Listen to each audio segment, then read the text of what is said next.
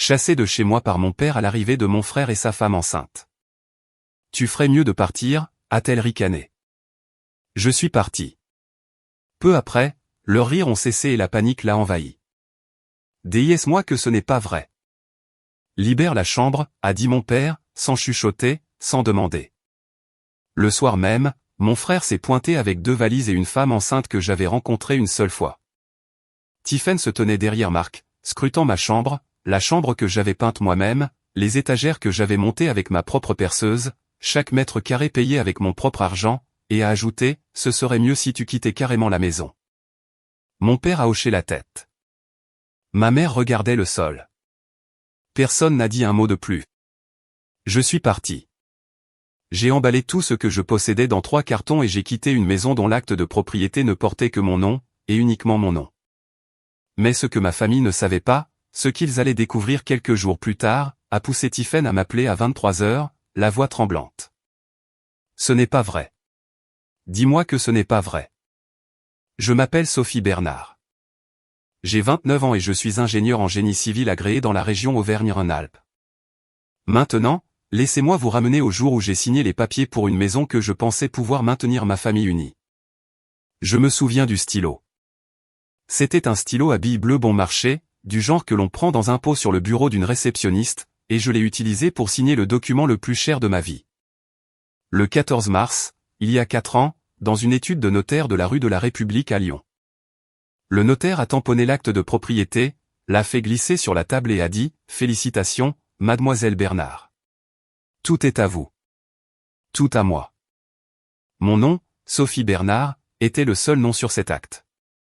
Pas de co-signataire, pas de copropriétaire, juste moi. Une jeune femme de 25 ans avec un diplôme d'ingénieur fraîchement obtenu, un salaire de départ de 72 000 € et un prêt aidé par l'État de 234 000 €. Mensualité, 2 340 €, dû le premier de chaque mois pour les 30 prochaines années. La maison était plus grande que ce dont j'avais besoin. 2 étages, un sous-sol à moitié aménagé, 3 chambres, un jardin avec un érable qui laissait tomber ses feuilles sur l'allée chaque octobre. Je n'avais pas besoin de 3 chambres. J'en avais besoin d'une. Mais j'ai acheté une maison avec 3 chambres parce que mon père, Gérard Bernard, 58 ans, plombier à la retraite avec un mal de dos et une pension d'invalidité de 1 480 € par mois, venait de vendre le mobil-home dans lequel lui et ma mère avaient vécu pendant 11 ans. Il n'avait nulle part où aller. Alors, j'ai fait de la place. L'accord était simple. Ils emménageraient, contribueraient aux charges, et nous serions une famille sous un même toit. C'était ça, l'accord. Verbal, pas de bail, pas d'accord écrit, juste la confiance. Ils ont emménagé la semaine suivante. Ma mère a apporté sa collection de coques en céramique. Mon père a apporté son fauteuil inclinable et ses opinions. Aucun d'eux n'a jamais payé une seule facture de charge. Mais ce n'était pas le pire. Le pire, c'est que j'ai passé 4 ans à croire que si je continuais à payer, à entretenir, à prouver ma valeur, ils finiraient par voir ce que je valais. Ils ne l'ont jamais vu. Laissez-moi vous parler de la hiérarchie dans la famille Bernard, car cela expliquera tout ce qui va suivre. Marc Bernard, mon frère aîné, 33 ans, beau de cette manière qui vous obtient un 2e rendez-vous, mais jamais une 2e promotion. Il vendait des voitures d'occasion au garage de la Saône et en parlait comme s'il concluait des fusions à la Défense. Mon père l'adorait. Gérard Bernard avait une croyance qui gouvernait toute sa vision du monde, les fils portent le nom, les filles portent les courses. Marc était l'avenir. J'étais l'infrastructure. Quand Marc a été diplômé de l'IUT, ce qui lui a pris 3 tentatives et un septembre 2020 en statistique, mon père a organisé un barbecue dans le jardin. 16 personnes, des hamburgers, de la bière, une banderole qui disait « Fier de toi », avec mon fils en lettres capitales. Quand j'ai obtenu mon diplôme avec mention de l'INSA Lyon, mention très bien 7 semestres sur 8, mon père a envoyé un SMS. 4 mots, bien joué ma grande. Pas de point d'exclamation, pas de barbecue.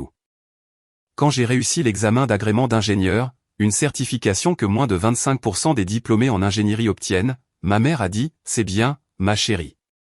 Ton frère vient d'être promu vendeur senior. Vendeur senior dans un garage de voitures d'occasion avec 38 000 € de dette de carte de crédit.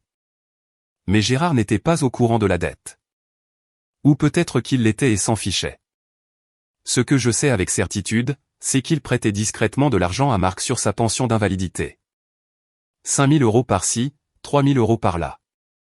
Et puis il se tournait vers moi pour me demander de l'aide pour les factures ce mois-ci, ma puce, les médicaments nous tuent. Je disais toujours oui, parce que c'est ce que fait une infrastructure. Elle soutient tout et personne ne le remarque jusqu'à ce qu'elle disparaisse. Puis, un vendredi soir, Marc a appelé avec une nouvelle qui a tout changé. Avant d'en arriver à cet appel, je veux que vous compreniez les chiffres, car les chiffres ne mentent pas.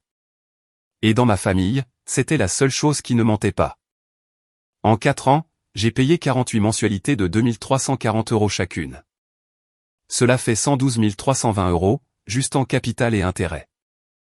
En plus de cela, j'ai couvert la facture d'électricité, qui s'élevait en moyenne à 380 € par mois dans la région, où les hivers sont rudes.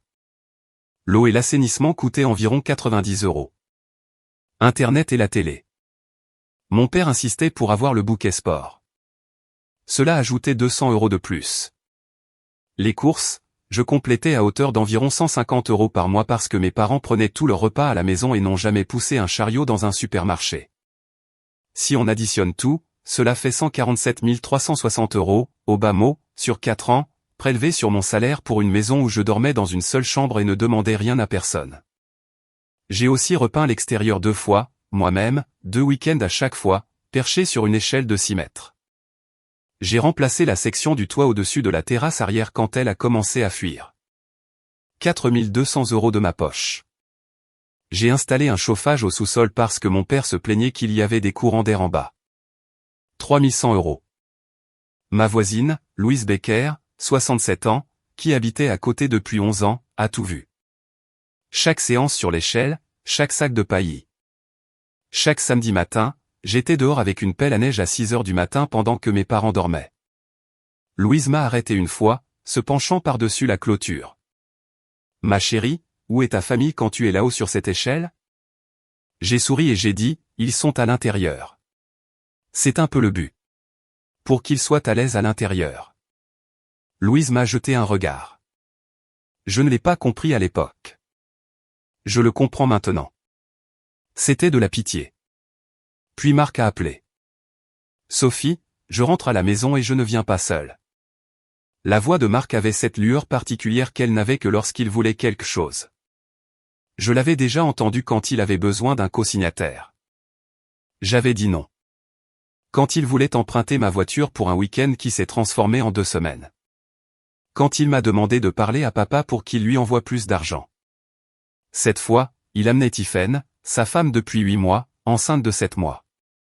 Ils sont arrivés un vendredi soir, 2 grandes valises, 3 cartons de fournitures pour bébé, et Tiffaine, qui est sortie de la voiture de Marc et a regardé la maison comme on évalue un objet dans une vente aux enchères. Elle avait 30 ans, travaillait à temps partiel comme réceptionniste dans un cabinet dentaire et avait une façon de faire sonner chaque phrase comme si elle vous rendait service en parlant. Mon père était prêt. Je l'ai réalisé dans les 30 secondes suivant leur arrivée, car les meubles du salon avaient déjà été réarrangés, un coin dégagé, un espace créé. Gérard savait qu'il venait. Il s'était préparé et il ne m'avait rien dit. Mais Tiffaine a jeté un coup d'œil au salon et a secoué la tête. Ça ne va pas le faire. On a besoin d'une vraie chambre. Je suis enceinte de 7 mois. Gérard s'est tourné vers moi. Pas demandé. Tourné. De la manière dont on se tournerait vers un meuble qui a besoin d'être déplacé. Libère la chambre. C'est ma chambre, papa. Je suis dans cette chambre depuis 4 ans. Et Marc en a besoin maintenant. Il a une famille. Je suis de la famille. Tu sais ce que je veux dire. Tiffaine a ajouté sa réplique. Celle que je vous ai déjà racontée. Et puis ma mère est apparue dans le couloir, tenant 3 cartons aplatis. La même marque, la même taille. Ceux que j'avais utilisés pour emménager il y a 4 ans. Elle les avait gardés. Pendant 4 ans, elle avait gardé ces cartons dans le garage. Comme si elle avait toujours su que ce jour viendrait. Je me suis dit que c'était temporaire. Une semaine, peut-être 2, le temps de trouver une solution. C'est ce que Gérard a dit. Juste temporaire, Sophie. Juste le temps que les choses se tassent. Alors, j'ai déménagé au sous-sol, celui pour lequel j'avais dépensé 3100 € en chauffage. Des murs en béton nu, une seule ampoule au plafond avec une tirette, un matelas que j'ai descendu du placard d'amis posé directement sur le sol car il n'y avait pas de sommier. L'air sentait le moisi et le vieux carton. Et dans un coin, un goutte à goutte lent d'un raccord du tuyau d'eau froide marquait le temps avec un rythme qui m'a empêché de dormir la première nuit. À l'étage, Tiffen s'est mise à l'aise. L'après-midi suivant, elle a posté une photo de mon ancienne chambre, maintenant aménagée en chambre de bébé avec un berceau et des guirlandes pastel, sur son Instagram. La famille fait toujours de la place pour la nouvelle génération, suivi d'un emoji cœur rose. 212 likes, des commentaires pleins d'yeux en cœur et de félicitations, et quel bel espace. Personne n'a demandé à qui était cet espace 24 heures plus tôt. Marc m'a croisé dans les escaliers le lendemain matin. C'est juste temporaire, Sophie. Ne rends pas les choses bizarres. J'ai dormi dans ce sous-sol pendant 3 nuits. La 3e nuit, un raccord de tuyau a légèrement cédé. Pas une explosion, mais une fuite constante. Et je me suis réveillé à 3 heures du matin avec le dos trempé à travers le matelas. Je suis resté allongé là, dans le noir, l'eau s'infiltrant dans le tissu, fixant le plafond, qui était leur plancher. Et j'ai pensé, je paie 2340 € par mois pour dormir dans une flaque d'eau sous ma propre maison. Le lendemain matin, je suis monté pour faire du café. Tiffen était assise à la table de la cuisine, utilisant la machine à expresso que j'avais achetée. Elle a levé les yeux. « Oh, tu es encore là. » C'était la première fois de ma vie que je comprenais que l'amour et la propriété ne sont pas la même chose. C'est arrivé un mardi. J'étais assise dans ma voiture sur le parking du travail, en train de manger une barre de céréales, quand mon téléphone a vibré avec une notification de mon service de surveillance de crédit. Je m'y étais inscrite 3 ans plus tôt, non par paranoïa, mais parce que mon cerveau d'ingénieur aime suivre les données. L'alerte disait « Nouvelle hypothèque détectée sur la propriété au 147 avenue des Marronniers, Lyon ». Je l'ai lu 2 fois, puis une 3e. Puis j'ai posé la barre de céréales et j'ai ouvert le rapport complet. Une hypothèque de 95 000 €, déposée auprès du Crédit Lyonnais Communautaire, une petite banque locale sur la rue Garibaldi, la même où mon père avait son compte courant. La signature de l'emprunteur sur l'addendum à l'acte de propriété, Sophie Bernard. Sauf que je n'avais jamais rien signé. Je n'étais jamais allé au Crédit Lyonnais Communautaire. Je n'avais jamais autorisé une hypothèque sur ma propriété. J'ai affiché l'image de la signature sur le PDF. Elle ressemblait, assez pour tromper un regard désinvolte, mais je connaissais ma propre écriture comme un musicien connaît son propre instrument. Le B majuscule de Bernard était faux. Je le boucle serré en haut. Celui-ci avait une large courbe, comme si on l'avait copié d'une photocopie. Et mon deuxième prénom, mon initiale pour Élise, était écrit en lettres d'imprimerie. Je l'écris toujours en cursive. Quelqu'un avait décalqué ma signature du contrat de location de la voiture d'occasion que j'avais signé 2 ans plus tôt, celui que mon père avait obligeamment photocopié pour ses archives. J'ai appelé la banque. Un directeur a confirmé que le prêt avait été traité 3 mois auparavant par un représentant décrit comme un membre de la famille du propriétaire du bien. Le témoin sur la demande était indiqué comme étant Daniel Bernard. Ma mère. 95 000 €. Mon nom. Ma maison. Sans ma connaissance, sans mon consentement. Je suis resté assis sur ce parking, les 2 mains sur le volant, tremblante, non pas de peur, mais de rage. Si cette hypothèque apparaissait officiellement sur mon rapport de crédit dans les 30 prochains jours, mon score de 761, construit sur près d'une décennie de discipline, s'effondrerait. Et avec lui, tout ce pourquoi j'avais travaillé. Le compte à rebours avait commencé. Il y a un café sur l'avenue Jean Jaurès qui reste ouvert 24 heures sur 24. J'y suis resté assise jusqu'à 1 heure du matin avec un café noir et une serviette en papier que j'avais aplatie sur la table. J'ai tracé une ligne au milieu. Côté gauche, ce que je perds si je me bats. Côté droit, ce que je perds si je ne le fais pas. Le côté gauche était court mais lourd. Ma relation avec mes parents, ce qu'il en restait, la possibilité d'être coupé de la famille élargie, les cartes de Noël de tante Patricia, la poignée de main d'oncle Rémi à Pâques. Et Tiffen était enceinte de 7 mois, ce qui signifiait que toute action de ma part serait présentée comme une attaque contre une future mère. Je pouvais déjà entendre le récit que Gérard construirait. Le côté droit était plus long. 95 000 € de dettes frauduleuses attachées à mon nom, un score de crédit en chute libre, la perte potentielle de ma capacité à refinancer, à emprunter, à fonctionner financièrement en tant qu'adulte indépendante, et la certitude mathématique absolue que si je ne faisais rien, il recommencerait. Parce que les gens qui vous volent une fois et ne subissent aucune conséquence ne s'arrêtent pas. Ils deviennent simplement plus audacieux. J'ai regardé les 2 colonnes. Puis j'ai froissé la serviette et je l'ai jetée. La décision avait déjà été prise au moment où j'ai vu cette signature falsifiée. J'avais juste besoin de la serviette pour le confirmer. Le lendemain matin, j'ai appelé Maître Dubois. C'était une avocate spécialisée en droit immobilier à Lyon, 17 ans de pratique, spécialisée dans les litiges de propriété. La mère d'un collègue la connaissait. J'ai tout raconté à Maître Dubois. Elle a écouté sans m'interrompre pendant 6 minutes. Puis elle a dit, « Sophie, ce que votre père a fait, c'est du faux et usage de faux. Ce que votre mère a fait, c'est de la complicité. Ce que Marc a fait, c'est de l'escroquerie. Je veux que vous ne disiez pas un seul mot à qui que ce soit dans votre famille tant que nous n'aurons pas tout documenté. » Pour la première fois en 4 ans, je ne payais pas des factures pour maintenir une famille unie. Je payais une avocate pour rester moi-même intact. Maître Dubois a travaillé vite.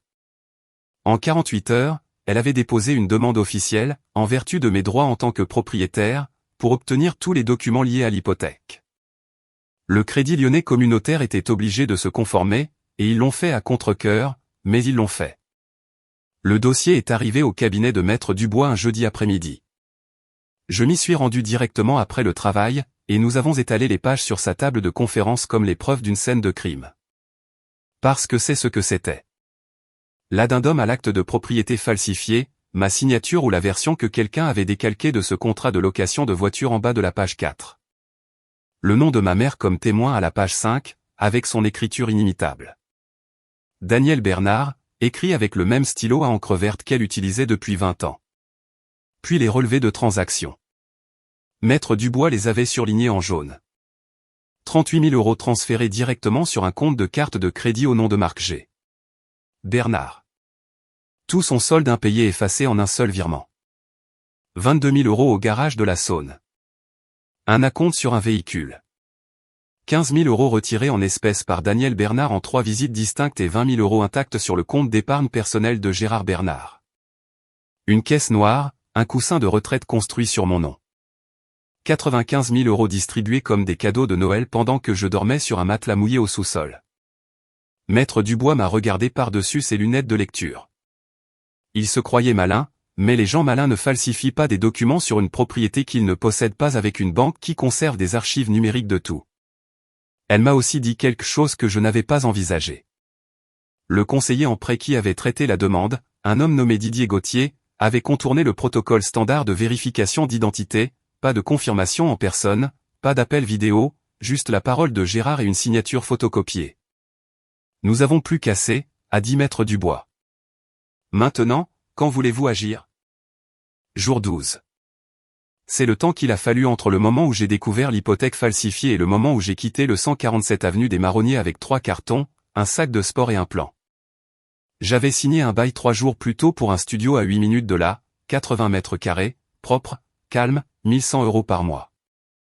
Je l'ai signé avec le même stylo que j'utilisais pour les paiements de l'hypothèque. Et pour la première fois, l'argent semblait aller quelque part qui m'appartenait. Le déménagement a pris moins de 2 heures. 4 ans dans cette maison et toute ma vie tenait dans 3 cartons et un sac.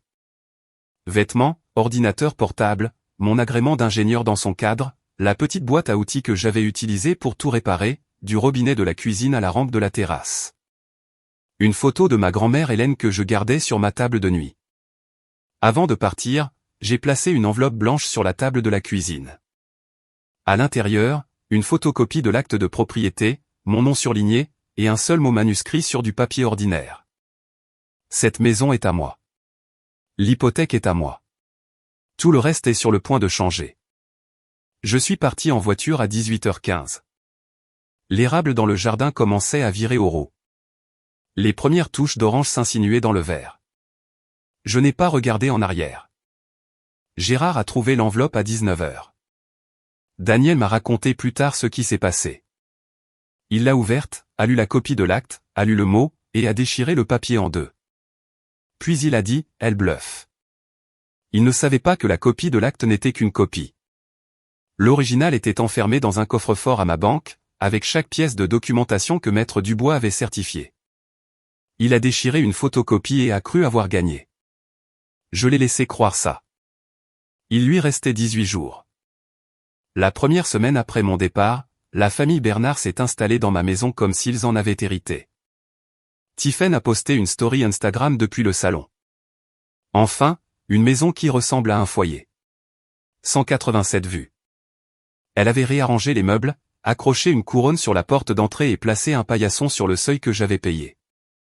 Marc a tondu la pelouse pour ce qui, j'en suis presque sûr, était la première fois de sa vie, et a posté un selfie avec la légende « Le devoir de papa commence tôt ». Gérard contrôlait le récit comme il contrôlait tout, de manière décisive et sans preuve. Il a appelé oncle Rémi. Il a appelé tante Patricia. Il a appelé sa propre mère, Hélène. Sa version des faits, telle que je l'ai reconstituée plus tard à partir de multiples sources, était la suivante: Sophie a déménagé. Elle voulait son propre espace. Une fille très indépendante. Aucune mention du sous-sol. Aucune mention de l'expulsion de ma chambre. Aucune mention de l'hypothèque falsifiée. Juste un père fier dont la fille compétente avait décidé de prendre son envol. Ma mère m'a appelé une fois cette semaine-là, pas pour me demander comment j'allais, pas pour dire que je lui manquais. Elle a appelé pour demander: as-tu payé la facture d'électricité avant de partir? Gérard a dit que les lumières ont clignoté. J'ai laissé cette phrase en suspens pendant 3 secondes complètes avant de répondre. Pendant ce temps, Maître Dubois et moi progressions dans notre liste de contrôle. La plainte pour fraude au Crédit Lyonnais communautaire déposée. Les contestations formelles auprès des 3 agences de crédit, Experian, TransUnion, Equifax, soumises avec les pièces justificatives.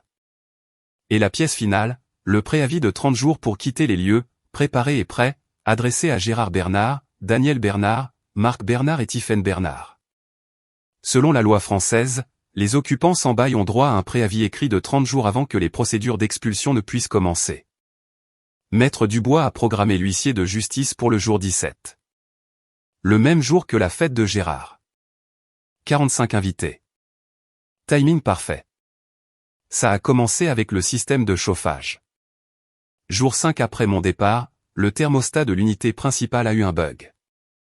Un caprice que j'avais appris à réparer moi-même en réinitialisant le disjoncteur et en recalibrant le capteur de température. Ça prenait 90 secondes si on savait ce qu'on faisait. Gérard ne savait pas ce qu'il faisait. Il a appelé une entreprise de CVC. Ils lui ont demandé 2800 € pour un diagnostic et un remplacement potentiel de pièces. Gérard n'avait pas 2800 €. Jour 7, la facture d'électricité est arrivée. 340 € pour le mois, standard pour un hiver dans la région avec 4 adultes faisant tourner le chauffage 24h24. La facture était toujours à mon nom car la demande de transfert que j'avais soumise n'avait pas encore été traitée. Gérard m'a appelé. Quand est-ce que tu reviens? La maison a besoin de toi. Pas tu nous manques.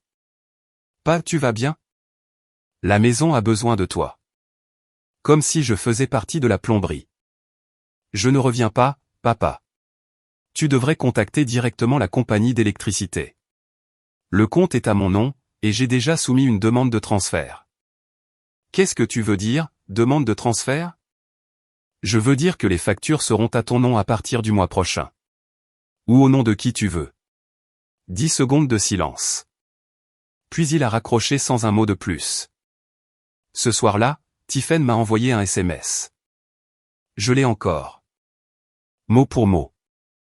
C'est un timing vraiment égoïste. J'accouche dans 8 semaines. Égoïste.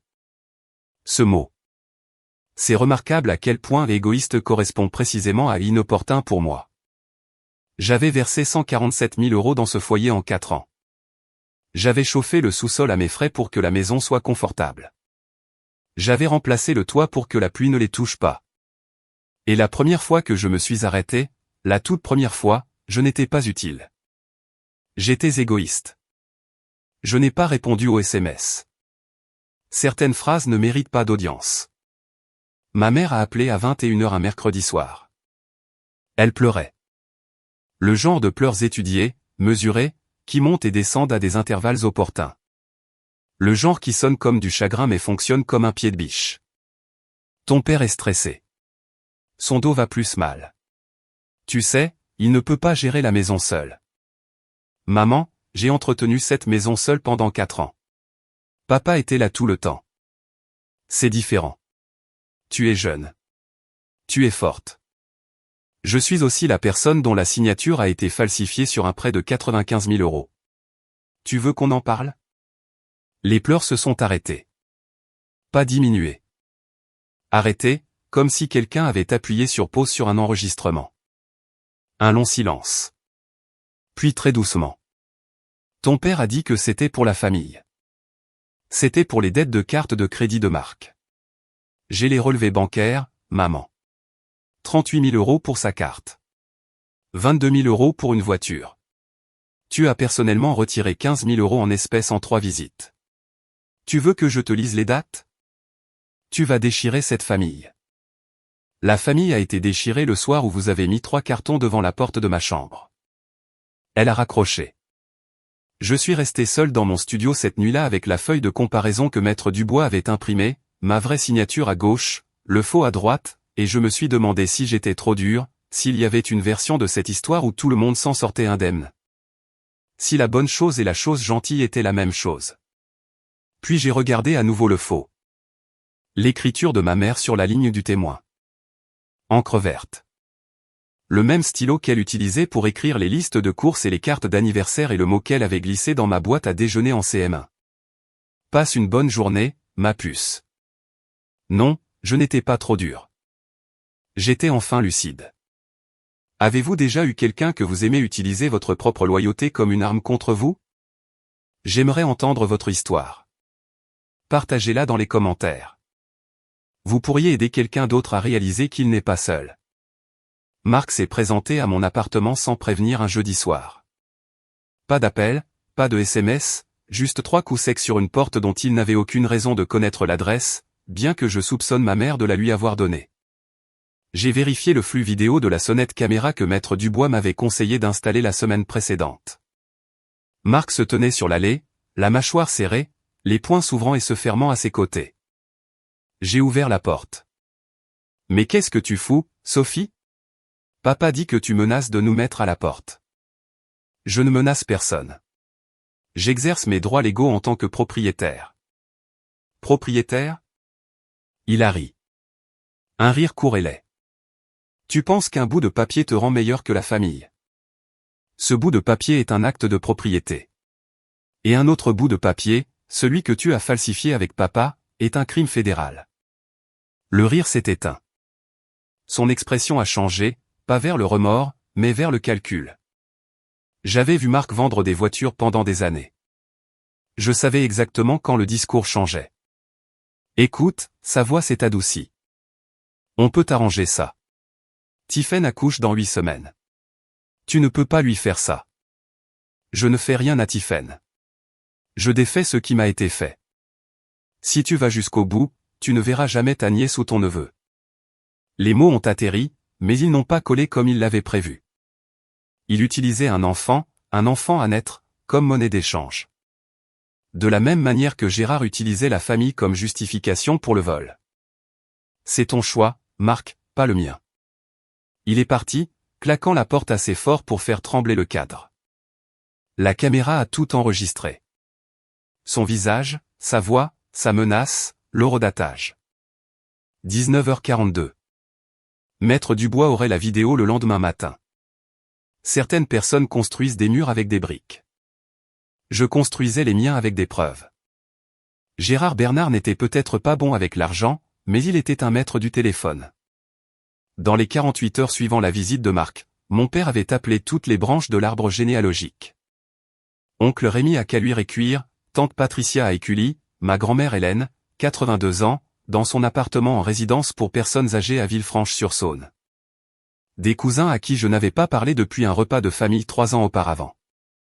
Il les a tous appelés et il leur a tous raconté la même histoire. Sophie a abandonné sa famille.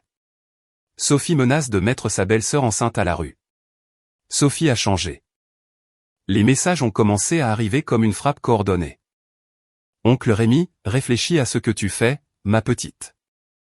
Un cousin que je connaissais à peine, la famille d'abord, Sophie, toujours. Tante Patricia a appelé directement, la voix froide. Ta grand-mère pleure. J'espère que tu es contente. J'ai essayé d'expliquer à Patricia l'hypothèque falsifiée, les 95 000 €, les relevés bancaires, la signature qui n'était pas la mienne. Je ne crois pas ça, a-t-elle dit. Gérard ne ferait jamais de cette phrase, Gérard ne ferait jamais, était le fondement de toute la stratégie de mon père. Il avait passé 58 ans à se construire une réputation de patriarche fiable. L'homme qui se présentait au barbecue avec une caisse de bière et une poignée de main ferme. L'homme qui appelait sa mère tous les dimanches. Il avait investi des décennies dans cette image. Et maintenant, il l'encaissait pour m'enterrer. Et ça marchait. Au tribunal de l'opinion familiale, j'étais coupable sans procès. J'ai appelé Maître Dubois, je lui ai tout raconté.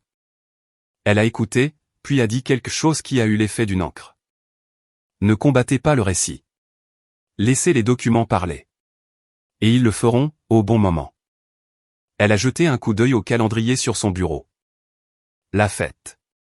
Quand ils seront tous là. 45 personnes. Un public parfait. J'ai dégluti.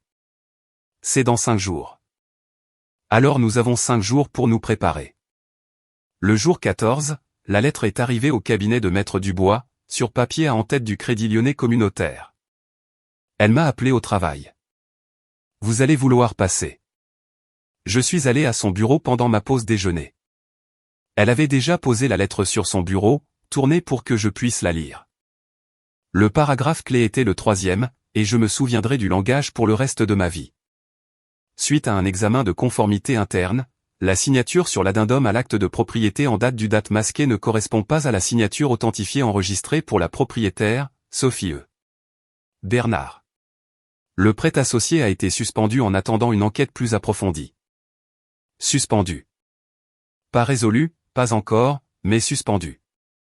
L'hypothèque ne serait pas signalée aux agences de crédit. Mon score de 761 était en sécurité pour le moment. Maître Dubois a continué.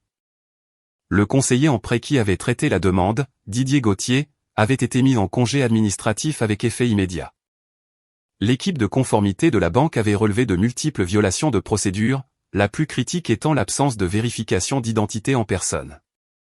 Gauthier avait admis plus tard dans un entretien interne que Gérard Bernard était un client régulier qui lui avait payé quelques bières et lui avait dit que la propriétaire était hors de la ville, mais pleinement consciente de la transaction. Des bières. Mon père avait échangé des bières contre mon identité financière. L'hypothèque sera retirée de votre acte de propriété dans les 30 jours, a dit Maître Dubois. Mais plus important encore, la banque a maintenant un intérêt institutionnel à coopérer avec nous. Ils ont traité un prêt frauduleux sur la négligence d'un employé. Ils ne veulent pas d'un procès. Pour la première fois en 2 semaines, j'ai senti quelque chose se desserrer derrière mon sternum. Une pression dont je n'avais pas réalisé la présence parce qu'elle était là depuis si longtemps. Mais il y avait toujours la maison. Toujours 4 personnes vivant dans ma propriété qui croyaient avoir gagné. L'huissier, ai-je dit. Jour 17. C'est toujours d'actualité. Maître Dubois a hoché la tête. C'est toujours d'actualité. L'huissier s'appelait Karl. Je n'ai jamais eu son nom de famille. Il avait la quarantaine, bâti comme quelqu'un qui avait joué au football à l'université et n'avait jamais complètement arrêté. Et il avait le calme professionnel et vide d'un homme qui annonce de mauvaises nouvelles pour gagner sa vie. Jour 15, 14 heures. Un mercredi après-midi clair. Karl a remonté l'allée du 147 avenue des Marronniers, a dépassé le nouveau paillasson de Tiphaine et a frappé 3 fois. Gérard a ouvert la porte. Karl lui a remis la sommation de quitter les lieux, un préavis d'expulsion formel de 30 jours émis par la propriétaire, moi, conformément aux lois en vigueur. Le document nommait les 4 occupants, Gérard Bernard, Daniel Bernard, Marc Bernard et Tiphaine Bernard. Il déclarait en langage juridique clair qu'ils avaient 30 jours pour quitter la propriété ou faire face à une procédure d'expulsion formelle devant le tribunal d'instance. Selon le constat de l'huissier, que j'ai reçu le soir même, Gérard a lu la première page, a levé les yeux, l'a relu et n'a rien dit. La notation, le destinataire est apparu visiblement secoué. Document signifié avec succès à 14h07. Gérard m'a appelé 11 minutes plus tard. Pour la première fois de ma vie, sa voix n'était pas autoritaire. Elle était fêlée. Tu nous expulses. Tes propres parents. Tu as falsifié mon nom sur un prêt de 95 000 €, papa. La banque l'a confirmé. Vous avez 30 jours. Je l'ai fait pour la famille. Tu l'as fait pour les dettes de carte de crédit de marque. J'ai les relevés de transaction. Chaque euro, chaque dépôt, chaque retrait en espèces que maman a fait. Espèce d'ingrate. Il n'a pas fini sa phrase. Il a raccroché. Marc a appelé 4 minutes après, criant déjà. Tu es folle. Tiphaine accouche dans 6 semaines. Où est-ce qu'on est censé aller? Ce n'est plus mon problème à résoudre, Marc. Il est resté 2 jours avant la fête de Gérard. 45 invitations envoyées, traiteur commandé, chaises de location disposées dans le jardin. Il n'a pas annulé. Il a dit à Daniel, on leur montrera qu'on est toujours une famille. C'est Sophie qui est partie. Il croyait toujours contrôler le récit. Dimanche 13h. L'érable dans le jardin du 147 avenue des Marronniers était devenu entièrement orange, et en dessous, Gérard Bernard avait disposé des tables pliantes, un buffet d'un traiteur local, des ballons à l'hélium rose et blanc, et 45 chaises en rangée nette comme une congrégation attendant un sermon. L'événement était présenté comme Bienvenue bébé Bernard, une célébration de l'enfant à naître de Marc et Tiphaine, le premier petit enfant de la lignée Bernard. Gérard avait envoyé des rappels par SMS la veille. Daniel avait préparé un gâteau au citron. Tiphaine portait une nouvelle robe de maternité lavande et était assise sur une chaise rembourrée à la tête de la table principale comme une invitée d'honneur à un banquet. La foule s'est installée au cours de la première heure. Oncle Rémi, short kaki et polo, près du barbecue. Tante Patricia tenant un cadeau emballé, les lèvres pincées. Grand-mère Hélène, 82 ans, assise sur une chaise de jardin rembourrée que quelqu'un avait apportée spécialement pour elle. Des voisins de l'avenue des Marronniers, dont Louise Becker, qui se tenait au bord du jardin avec un verre de limonade et un visage qui disait qu'elle était là pour regarder, pas pour célébrer. Des collègues du garage de la Saône, des amis de Tiphaine du cabinet dentaire, des cousins, des petits-cousins, quelques personnes que je ne pouvais pas situer. Gérard se tenait au centre de tout cela, chemise rentrée, manches retroussées une fois au poignet. Il a levé un gobelet en plastique de limonade et apporté un toast. La famille Bernard s'agrandit. Cette maison, ce foyer, a toujours été une question de famille.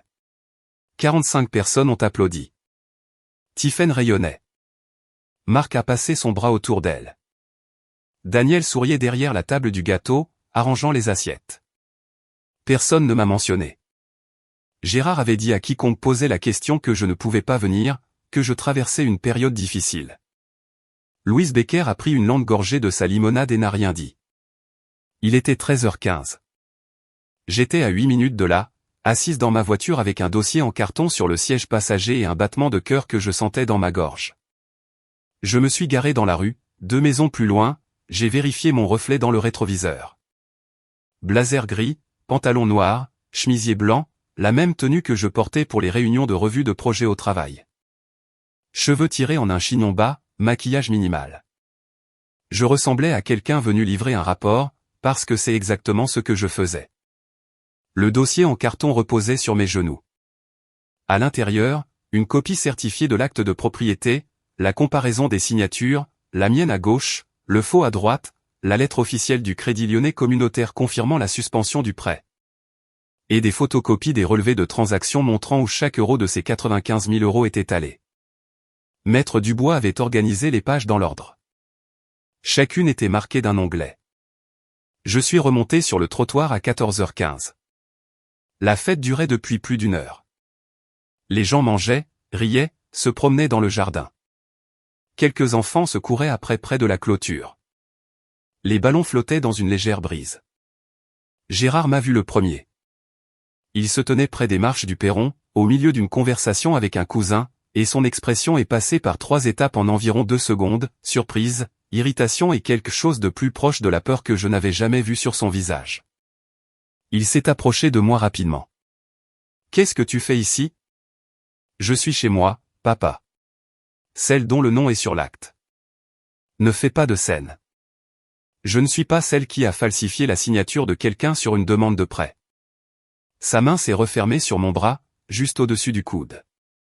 Pas assez fort pour faire un bleu, mais assez fort pour diriger. Baisse la voix. Une voix est venue de derrière nous, claire et ferme. Gérard, enlève ta main de cette fille. Louise Becker, debout à 2 mètres de là, limonade toujours à la main, expression aussi stable que du béton coulé. Gérard a lâché prise.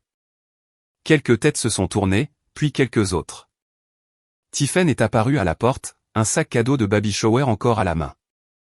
Elle m'a vu et son visage a perdu toute couleur. Pourquoi est-elle ici? 45 personnes regardaient maintenant. Je me tenais sur le perron, 3 marches au-dessus du jardin, à la vue de tous les invités, et je n'ai pas haussé la voix. Je n'en avais pas besoin. Le silence porte plus loin que les cris quand le public écoute déjà. On a dit à la plupart d'entre vous que j'avais déménagé parce que je voulais mon propre espace. Ce n'est pas ce qui s'est passé. J'ai ouvert le dossier en carton. Cette maison est à mon nom, uniquement à mon nom. Je l'ai achetée il y a 4 ans avec un prêt aidé.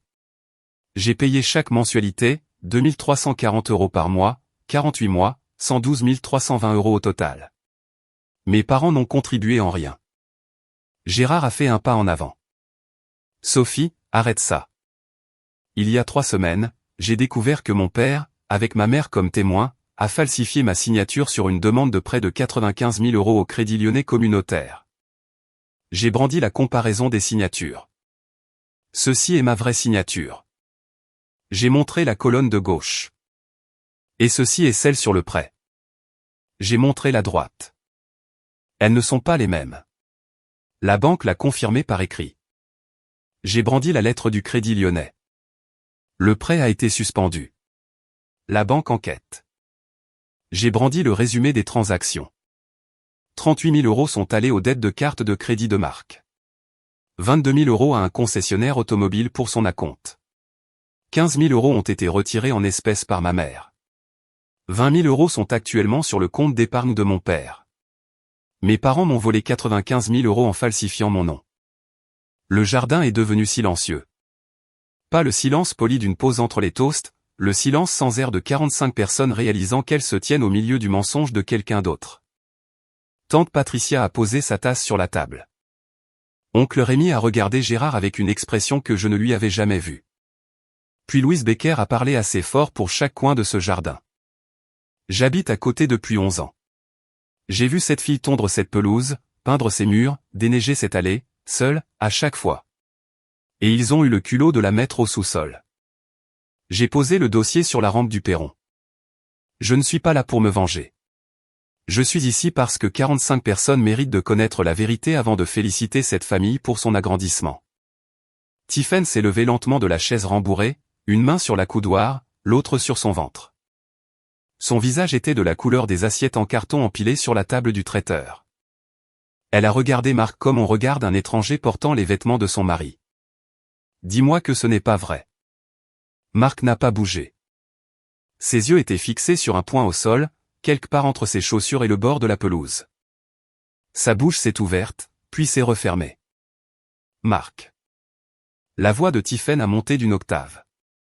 Dis-moi que les 38 000 € n'étaient pas vrais. Dis-moi que tu n'as pas utilisé de l'argent volé pour payer tes dettes. C'est compliqué, Tiff. Ce n'est pas vrai.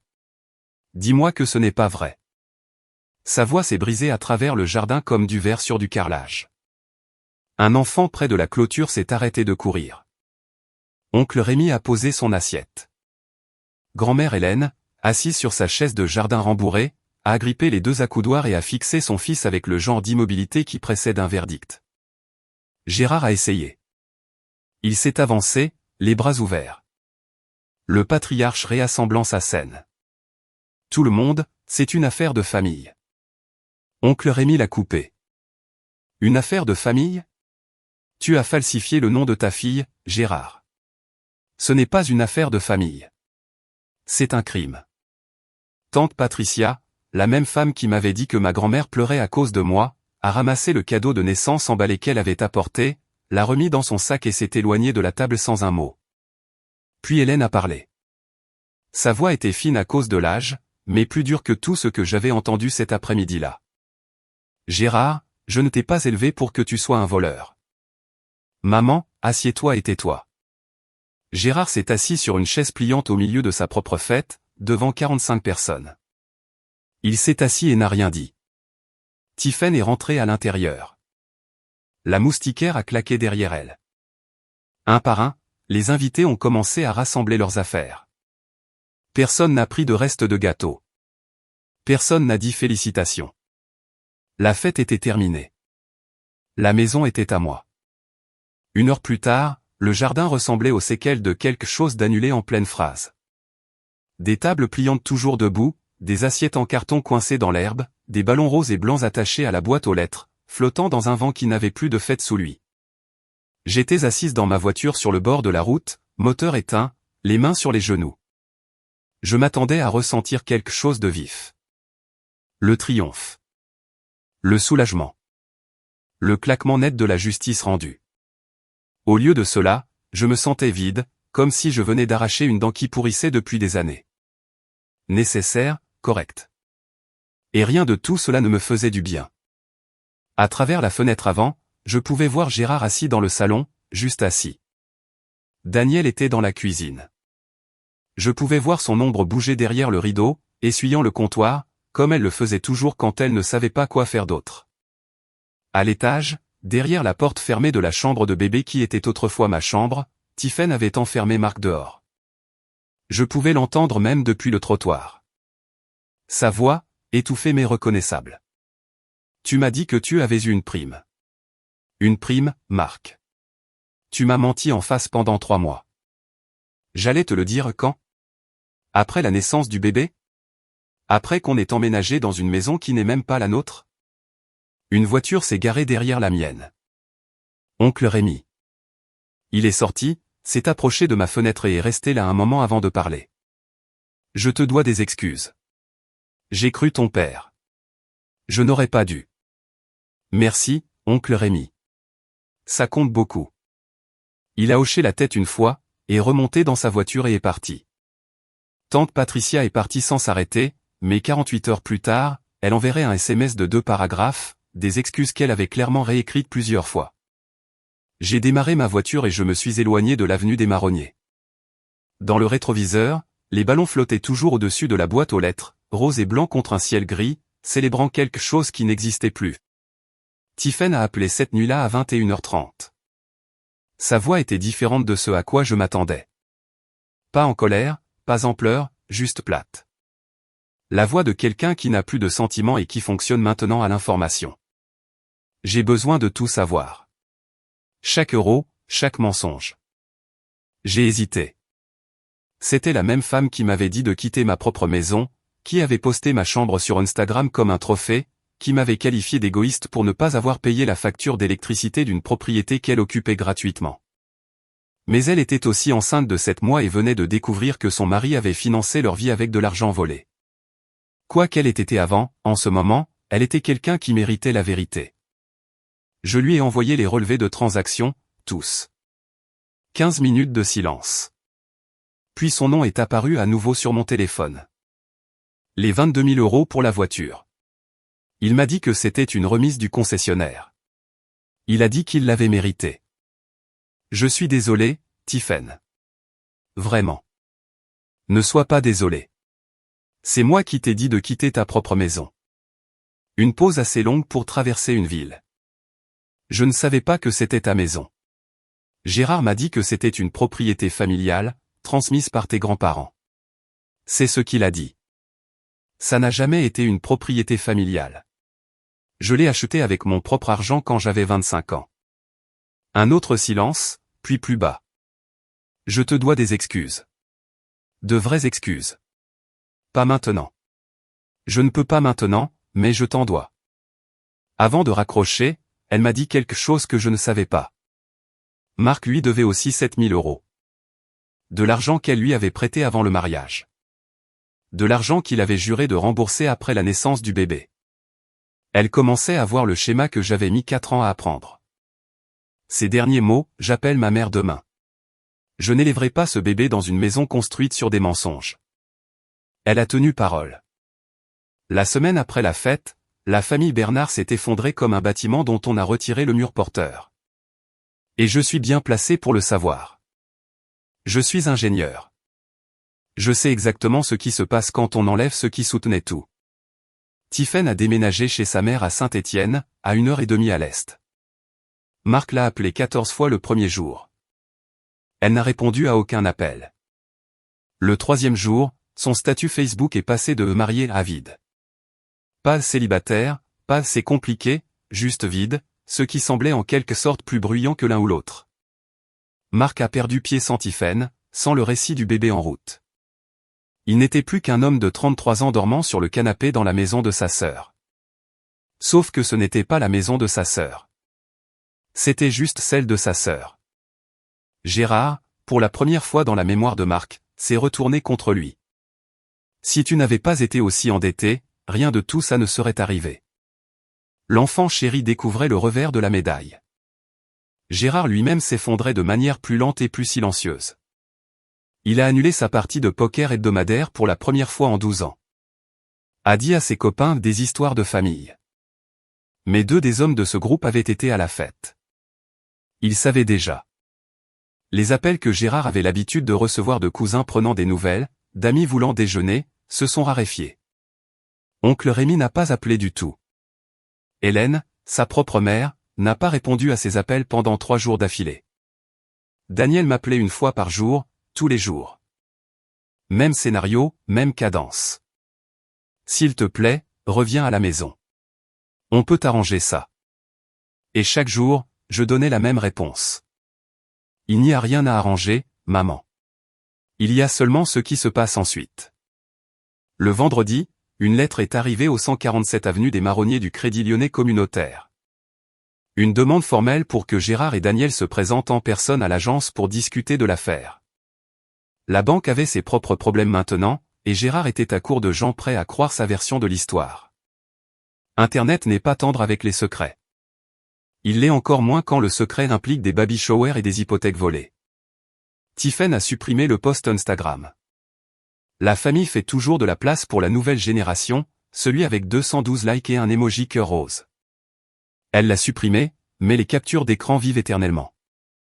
Et en moins d'une journée, une de ses amies du cabinet dentaire a posté un statut énigmatique sur Facebook. Imaginez découvrir que la maison que vous pensiez être un cadeau était en fait une propriété volée. Certaines familles emoji drapeau rouge 89 commentaires, 340 réactions. Tiphaine n'était pas nommée. Ce n'était pas nécessaire. Les gens qui savaient, savaient. Sur l'avenue des Marronniers, le réseau de rumeurs fonctionnait à la vitesse d'une impasse. Louise Becker ne faisait pas de commérage. Ce n'était pas dans sa nature. Mais quand les voisins demandaient, elle leur donnait une seule phrase. J'ai vu cette fille construire cette maison de ses propres mains. Vous devriez demander à Gérard ce qu'il a construit. C'était le genre de phrase qui n'avait pas besoin de suite. Les gens comblaient les vides eux-mêmes. Au garage de la Saône, les collègues de Marc avaient été à la fête, 2 d'entre eux. Ils avaient vu les documents, entendu Tiphaine crier, vu Gérard se faire dire de s'asseoir par sa propre mère.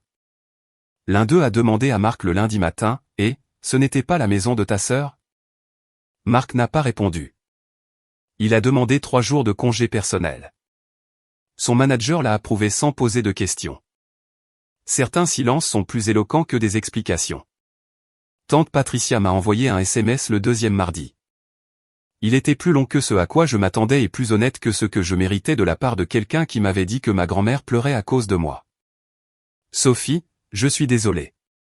J'aurais dû t'écouter avant de te juger. Je me suis toujours demandé comment Marc pouvait se permettre cette nouvelle voiture. Maintenant, je sais. J'espère que tu pourras me pardonner avec le temps. Je n'ai pas répondu tout de suite, mais j'ai sauvegardé le message. Certaines excuses doivent reposer avant que l'on sache ce qu'elles pèsent. Jour 30. Le préavis d'expulsion a expiré un mardi matin. Pas de prolongation, pas de négociation, pas d'appel de dernière minute qui changeait quoi que ce soit. Maître Dubois a envoyé une dernière lettre formelle à la maison. Si tous les occupants n'avaient pas quitté les lieux en fin de journée, nous déposerions une demande d'expulsion par voie de justice auprès du tribunal d'instance de Lyon. La lettre était adressée à Gérard. Elle est arrivée par courrier recommandé. Il l'a signée. Cette signature, au moins, était la sienne. Gérard m'a appelé cet après-midi-là. Sa voix était différente. Pas en colère, pas autoritaire, même pas la version fêlée d'il y a quelques semaines. Elle était plate, épuisée. La voix d'un homme qui n'a plus personne à blâmer et qui n'a pas encore appris à se regarder dans un miroir. Où est-ce qu'on est censé aller, Sophie? J'ai déjà regardé pour vous. Il y a 2 appartements disponibles sur la rue d'Elme. 1200 € et 1400 € par mois. Ta pension d'invalidité couvre le loyer. Maman peut postuler pour un travail à temps partiel. C'est votre point de départ. Silence. Je ne vous mets pas à la rue sans rien, papa. Je vous dis que vous ne pouvez pas vivre dans une maison que vous m'avez volée. Il y a une différence. Je n'ai pas volé. Si, tu l'as fait. Plus de silence, puis. D'accord. C'était tout. Un mot. Le mot le plus petit et le plus lourd qu'il m'ait jamais dit. Daniel a commencé à faire les cartons le lendemain matin. Gérard était assis dans son fauteuil et regardait. Marc, qui avait déjà emménagé chez un ami 2 semaines plus tôt, est passé pour récupérer le reste de ses affaires. Il a porté 2 cartons jusqu'à sa voiture sans regarder personne dans les yeux. Jour 33. Gérard et Daniel ont emménagé dans l'appartement à 1200 € de la rue d'Elme. Une chambre, rez-de-chaussée, une fraction de l'espace qu'ils avaient occupé gratuitement dans ma maison. Gérard n'a pas dit un mot en tournant la clé dans la serrure pour la dernière fois. Daniel s'est attardé à la porte d'entrée, a regardé la maison, puis m'a regardé, debout près de ma voiture. Elle a hoché la tête, un petit signe lent, et s'est dirigée vers le côté passager du camion de Gérard. J'ai tendu à mon père 2 annonces d'appartement parce que je ne pouvais pas ne rien lui tendre. Même après tout, je ne pouvais pas être ce qu'il était pour moi. Les suites juridiques ont été plus calmes que les suites personnelles, mais non moins définitives. Le Crédit Lyonnais communautaire a terminé son enquête interne 6 semaines après la fête. Le résultat, le prêt de 95 000 € a été entièrement annulé. L'hypothèque sur le 147 avenue des Marronniers a été retirée de tous les registres de propriété. L'entrée frauduleuse sur mon dossier de crédit a été effacée par des contestations formelles auprès d'Experian, TransUnion et Equifax. Mon score, qui n'avait en fait jamais baissé grâce à l'action préventive de Maître Dubois, est passé de 761 à 774 une fois la suppression de l'hypothèque prise en compte. Didier Gauthier, le conseiller en prêt qui avait traité la demande sur la parole de Gérard et quelques bières, a été licencié. La banque m'a envoyé une lettre d'excuse formelle et m'a offert une compensation de 5 000 € à titre de geste commercial. J'ai refusé l'argent. À la place, j'ai demandé un engagement écrit que le Crédit Lyonnais mettrait en œuvre une vérification d'identité en personne obligatoire pour toutes les futures demandes de prêt. Ils ont accepté. Maître Dubois a fait notarier l'engagement. La question la plus difficile est venue ensuite. Les poursuites pénales. Maître Dubois l'a exposé clairement. Ce que Gérard et Daniel avaient fait, falsifier une signature sur un instrument financier, constituer un faux et usage de faux en vertu des lois en vigueur. Ce que Marc avait fait, recevoir sciemment les produits du délit, était une escroquerie. J'étais en droit de porter plainte. J'ai choisi de ne pas le faire. Non pas parce qu'il ne le méritait pas, mais parce que je ne voulais pas passer 2 ans dans les salles d'audience à revivre la pire chose que ma famille m'ait jamais faite. J'avais déjà gagné. J'avais ma maison, mon crédit, mon nom de retour. Je n'avais pas besoin d'une condamnation pour savoir que j'avais raison. Mais Maître Dubois a envoyé une dernière lettre à Gérard. Mademoiselle Bernard a choisi de ne pas engager de poursuite pénale pour le moment. Cette décision est une courtoisie, pas un dû. Toute utilisation future non autorisée de l'identité ou de la propriété de Mademoiselle Bernard sera directement signalée aux forces de l'ordre. Daniel m'a dit plus tard. Gérard a lu cette lettre 2 fois, l'a pliée et l'a mise dans un tiroir. Il n'en a plus jamais parlé. Certains avertissements n'ont pas besoin d'être bruyants. Ils ont juste besoin d'être permanents. 2 mois après la fête, j'étais assise à ma table de cuisine dans le studio, celui que j'avais loué comme échappatoire temporaire, et j'ai écrit un email. Pas à Maître Dubois, pas à la banque. À ma famille. À tous les trois, Gérard, Daniel, Marc. Il m'a fallu 4 heures pour bien le formuler. Non pas parce que le langage était compliqué, mais parce que je voulais que chaque mot soit un mur avec une porte. Assez ferme pour me protéger. Assez ouvert pour prouver que je n'étais pas comme eux. L'email avait 3 sections. La première était financière. Je ne fournirai pas de soutien financier pour le loyer, les charges ou les dépenses personnelles. Si vous avez besoin d'aide, je peux vous orienter vers des ressources communautaires à Lyon. La seconde concernait le contact. Je suis ouverte à la communication, mais seulement sous des conditions spécifiques. Pas de langage culpabilisant, pas de demande, et pas de discussion sur la maison ou le prêt. Si ces limites sont franchies, je mettrai en pause le contact pendant 90 jours. La troisième concernait l'avenir. Si et quand la confiance sera reconstruite par un changement constant et démontré au fil du temps, pas par des mots, je suis ouverte à avoir une relation, mais ce sera à des conditions différentes d'avant. Je l'ai lu 6 fois. Puis j'ai appuyé sur envoyer. Gérard n'a jamais répondu. Pas un mot. Ni à ce moment-là. Ni depuis. Daniel a répondu 2 jours plus tard. Je comprends. Je suis désolé, Sophie. Vraiment. Marc a répondu 2 semaines plus tard. 4 mots. J'ai compris. Ce qui était soit de la croissance, soit de la fatigue. Je ne pouvais pas le dire et j'ai décidé que ça n'avait pas d'importance. J'avais passé 4 ans à me demander si j'étais trop dure, trop froide, trop. Mais écrire cet email, l'exposer en langage clair, poser des conditions auxquelles je pouvais me référer, c'était la première fois que je sentais que j'étais exactement assez. Avez-vous déjà dû tracer une ligne avec quelqu'un que vous aimez? Pas avec colère, mais avec un document. Comment vous êtes-vous senti? Dites-le moi dans les commentaires. Vous découvrirez peut-être que vous n'êtes pas le seul à tenir ce stylo. 3 mois après la fête, Tiphaine a donné naissance à une fille. 3,3 kg. Lise-Marie Bernard, née dans un hôpital de Saint-Étienne, près de la maison de la mère de Tiphaine, dans une salle d'accouchement où Marc n'était pas invité. Tiphaine m'a envoyé une photo le lendemain matin. Un minuscule visage enveloppé dans une couverture blanche, les yeux fermés, un poing miniature recroquevillé contre sa joue. Sous la photo, un message plus long que tout ce que Tiphaine m'avait jamais envoyé. Sophie, je t'ai dit des choses terribles dans une maison que je n'avais aucun droit de revendiquer. J'avais tort. On m'a dit des choses qui n'étaient pas vraies, et j'ai choisi de les croire parce que c'était plus facile. C'est de ma faute. Tu ne me dois rien. Mais si jamais tu veux rencontrer Lise-Marie, elle a tes yeux. En fait, la porte est ouverte. Sans pression, sans délai. J'ai regardé cette photo pendant longtemps. Puis j'ai pleuré. Pour la première fois depuis que j'avais quitté l'avenue des Marronniers, j'ai pleuré. Pas de tristesse, pas de colère, mais de ce soulagement particulier de quelque chose qui se détend dans votre poitrine et que vous aviez oublié être contracté. J'ai répondu, merci, Tiphaine. Ça compte plus que tu ne l'imagines. J'aimerais rencontrer Lise-Marie quand le moment sera venu. Tiphaine avait demandé la séparation au tribunal de Saint-Étienne. Elle ne retournait pas avec Marc.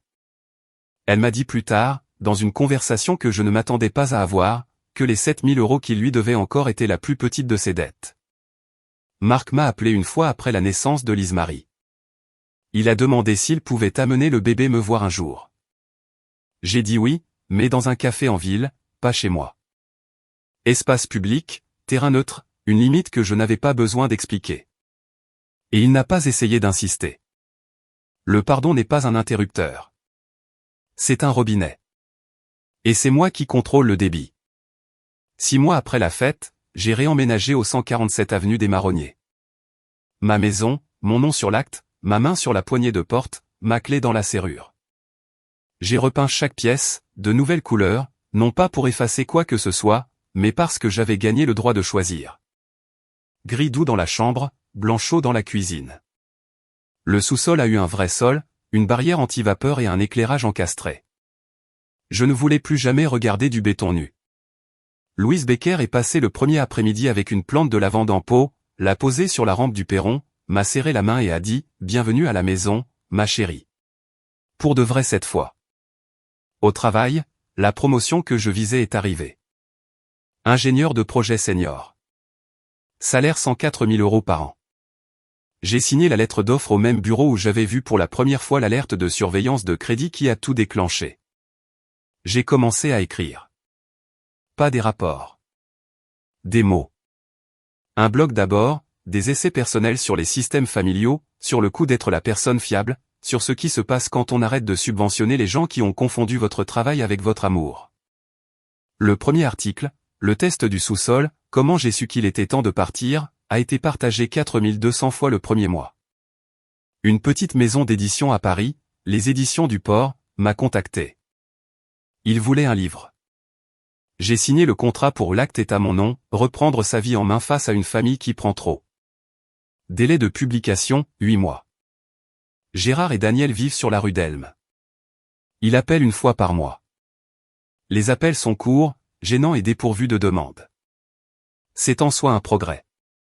Marc travaille chez un concessionnaire à Caluire et voit Lise-Marie toutes les 2 semaines. Il est plus silencieux maintenant. Est-ce de la croissance ou de l'épuisement? Je ne suis pas sûr. J'ai cessé d'avoir besoin de le savoir. J'ai rencontré Lise-Marie dans un café un mardi après-midi. Elle avait 3 mois, endormie dans son porte-bébé. Marc me l'a tendue et je l'ai tenue, chaude, incroyablement petite, et j'ai pensé, je n'ai pas perdu une famille.